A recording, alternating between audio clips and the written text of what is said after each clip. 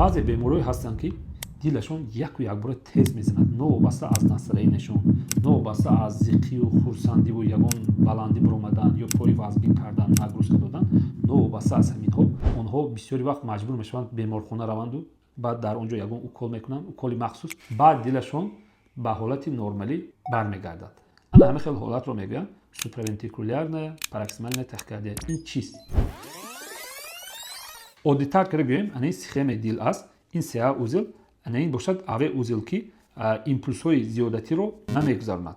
яъне агар дар ин ҷо 140-170 та ҳосил шавад, ин ҷо бошад фақат 70 таашро мегузаронад ва дар натиҷа дили шумо дар 1 минут 70 бор мезанад. одамое ки суправентикулярная тахикардия доранд, онҳо якта дополнительный роҳ доранд ки мимо ҳамин аве узел меравад. баъзан вақт импулс ин хел намераваду тавассути ин меравад ки 140-170 та импулси ҳосил шудагӣ ба тамоми дил паҳн шуда дар натиҷа дили шумо 140-170 та мезанад ва одам дилзании тезро ҳис карда худашро беҳол бемадор ҳис мекунад. ҳолатро мо чӣ хел табобат мекунем?